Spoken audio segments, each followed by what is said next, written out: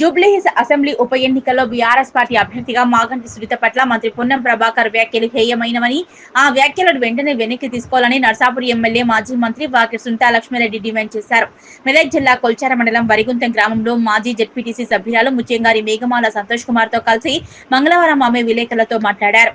మాజీ ఎమ్మెల్యే మాగంటి గోపీనాథ్ మృతితో అతని భార్య సునీతను బీఆర్ఎస్ పార్టీ నుంచి పార్టీ అధిష్టానం అభ్యర్థిగా అవకాశం కల్పించడం జరిగిందన్నారు. మహిళలు రాజకీయాలకు రావద్దా అని ప్రశ్నించారు.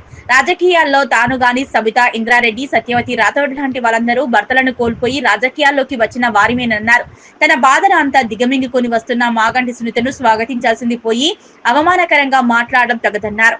రాజకీయాలకు కొత్తగా ఉన్న సునీత నోటి నుంచి మాట కూడా రాలేకపోవడం చూసిన మాజీ మంత్రి హరీష్ రావు, నర్సాపూర్ ఎమ్మెల్యే సునీతా లక్ష్మారెడ్డి, మాజీ మంత్రి సబితారెడ్డిలు కళ్ళలో నుంచి నీళ్లు నిలిచాయన్నారు.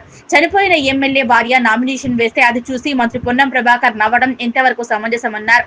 మంత్రికి మహిళలంటే అంత చిన్న చూపా అని ప్రశ్నించారు.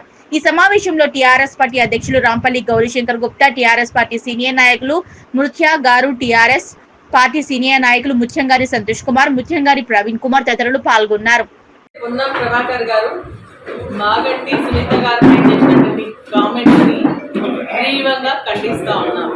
ఒక మహిళగా బాధపడుతూ మహిళలంటే ఇంత చిన్న చూపా మంత్రులకు అని చెప్పేసి నేను నా ఆవేదన వ్యక్తం చేస్తా ఉన్నాను. మంత్రులు ఎందుకు అసహనానికి గురవుతున్నారో అర్థమైతే లేదు. మరి మానవత విలువలు తగ్గించే విధంగా సాటి మహిళకు సంబంధించి ఒక బాధలో ఉన్నటువంటి మహిళ మరి ఏడిస్తే కూడా దాన్ని కూడా రాజకీయం చేసి మాట్లాడడం అనేది నిజంగా కూడా ఇది ఖండించాల్సినటువంటి విషయం. మరి నిజంగా కూడా బాధ అయినటువంటి విషయం. ఎందుకంటే నేను అదే పరిస్థితి నుంచి రావడం జరిగింది.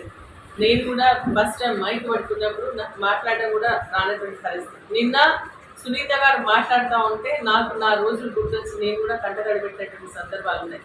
ఒక మహిళ ఏడుస్తుంటే పక్కన ఉన్నటువంటి హరీష్ రావు గారు కానీ, అటు ఉన్నటువంటి కేటీఆర్ గారు కానీ వారి కళ్ళల్లో కూడా నీళ్ళు వచ్చిన సందర్భం, మరి ప్రతి మహిళ కూడా ఏడ్చినటువంటి సందర్భం, చాలా మంది పురుషులు కూడా ఏడ్చినటువంటి సందర్భాన్ని వాళ్ళ రాజకీయం కోసం మరి కృత్రిమ ఏడుపని సినిమాల్లో నాటకం చూసినట్టు అనిపిస్తుంది అని చెప్పేసి మాట్లాడడం ఏహమైనటువంటి చర్య.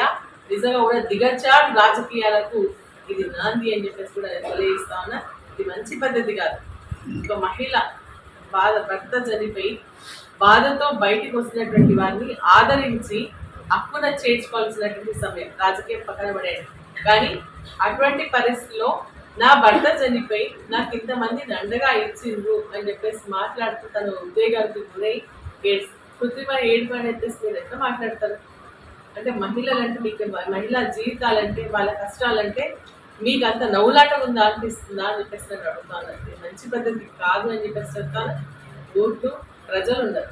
ప్రజా తీర్పులో ప్రజలు ఎవరికి ఓటేస్తే వాళ్ళు గెలుస్తారు తప్ప మీరు మాట్లాడేటువంటి ఏదైతే అవామనీయమైనటువంటి మాటలు ఉన్నాయో అది తప్పు. మీ రాజకీయానికి దాన్ని వాడుకోదు, మహిళ ముందుకు తీసుకొచ్చేటువంటి ప్రయత్నం చేయొద్దు అని చెప్పేసి నేను వారిని హెచ్చరిస్తా ఉన్నా. ఇమీడియట్గా దాన్ని విత్డ్రా చేసుకోవాల్సిందిగా కూడా నేను పొన్నం ప్రభాకర్ గారిని డిమాండ్ చేస్తూ ఉన్నాను. ఎందుకంటే ఇటువంటి మహిళలు చాలామంది ఉన్నారు. ఈరోజు నేను కానీ, సబితక్క గారు కానీ, సత్యవతి రాథోడ్ కానీ మేమందరం కూడా ఇటువంటి పరిస్థితిలో వచ్చినా నిలదొక్కున్నాం. అంటే మహిళలు రాజకీయాలకు రావద్దా?